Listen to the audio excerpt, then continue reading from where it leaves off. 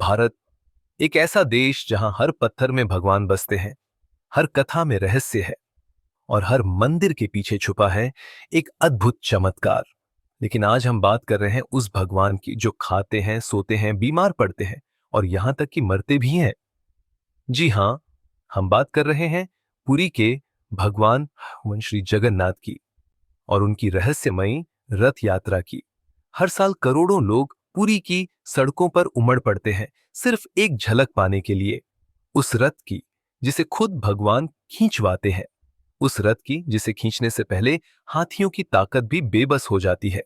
लेकिन क्या आप जानते हैं, भगवान जगन्नाथ के मंदिर के पीछे ऐसे रहस्य छुपे हैं जिन्हें आज तक कोई नहीं सुलझा पाया। भगवान जगन्नाथ को भगवान विष्णु का अवतार माना जाता है, विशेषकर श्री कृष्ण का। लेकिन उनके स्वरूप में कुछ अनोखा है। गोल बड़ी आंखें, बिना हाथ पैर का शरीर और एक रहस्यमय मुस्कान। ये लोग पूछते हैं, भगवान का ऐसा रूप क्यों है? तो चलिए इतिहास की धूल हटाते हैं। श्री कृष्ण का शरीर जब महाप्रयाण के बाद पृथ्वी से विलीन हुआ तो द्वारका जलमग्न हो गया और उनके शरीर के अवशेष समुद्र में बहा दिए गए। लेकिन एक हिस्सा ऐसा था जो नष्ट नहीं हुआ। वो था श्री कृष्ण का हृदय। उस रहस्यमयी हृदय को समुद्र की लहरों ने एक लकड़ी के टुकड़े में समेट लिया, जिसे आज दारू ब्रह्म कहा जाता है। वो दिव्य लकड़ी जिसमें स्वयं विष्णु का वास हो गया। सदियों बाद ओडिशा के राजा इंद्रद्युम्न को सपना आया, हे राजन, समुद्र तट पर जाकर वह दिव्य लकड़ी प्राप्त करो और उससे मेरा नया स्वरूप गढ़वाओ। मैं श्री कृष्ण नहीं, अब जगन्नाथ के रूप में प्रकट होऊंगा। राजा ने पुरी के समुद्र तट से एक चमत्कारी लकड़ी को खोज निकाला। उस लकड़ी से भगवान जगन्नाथ, बलभद्र और सुभद्रा की मूर्तियां बनी। लेकिन मूर्ति बनने की प्रक्रिया भी रहस्यमयी थी। एक वृद्ध बढ़ई ने आकर कहा, राजन, मैं मूर्ति बनाऊंगा, लेकिन शर्त यह है कि जब तक मैं काम करूं कोई दरवाजा नहीं खोलेगा। राजा ने सहमति दी। दिन बीते, हफ्ते बीते, कोई आवाज नहीं। राजा घबरा गए और दरवाजा खोल दिया। अंदर कोई नहीं था, लेकिन 3 अधूरी मूर्तियां वहां रखी थीं, बिना हाथ पैर के, आंखें खुली हुई। राजा रो पड़े और तभी आकाशवाणी हुई, राजन, यही मेरा वास्तविक स्वरूप है। अधूरा नहीं, पूर्ण है यह रूप। यह है जगन्नाथ, सभी के स्वामी।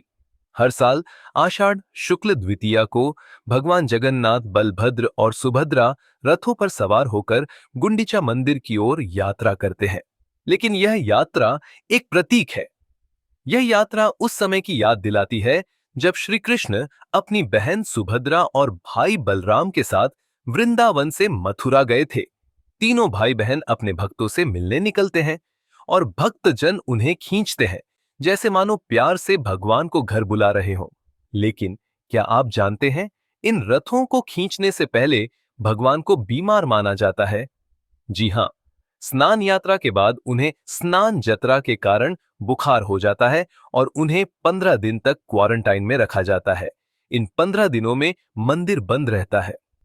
कहा जाता है कि उस समय भगवान विश्राम करते हैं। जब भगवान की मूर्ति को बदला जाता है तो एक प्रक्रिया होती है, नवक्लेवर। हर 12 से 19 साल में पुरानी मूर्तियों को बदला जाता है। लेकिन सबसे रहस्यमय बात यह है, उनकी नाभि के अंदर रखा जाता है वो नील चक्र, श्री कृष्ण का दिल, जो आज भी धड़कता है। इसे देखने का अधिकार केवल एक विशेष पुजारी को होता है।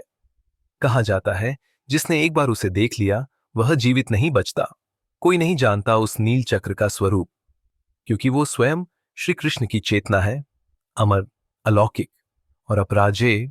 जगन्नाथ रथ यात्रा सिर्फ एक परंपरा नहीं, ये आत्मा और परमात्मा के मिलन की यात्रा है, जहां भक्त अपनी श्रद्धा से भगवान को खींचते हैं और भगवान बिना किसी अभिमान के भक्तों के बीच आ जाते हैं। जगन्नाथ नहीं, जग के नाथ हैं वो, जो रथ पर सवार होकर खुद अपने भक्तों के पास चलकर आते हैं। अगर आपको यह रहस्य और भक्ति से भरी कहानी पसंद आई हो तो वीडियो को लाइक करें, चैनल को सब्सक्राइब करें और कमेंट में जरूर बताइए, क्या आप कभी पुरी की रथ यात्रा में शामिल हुए हैं?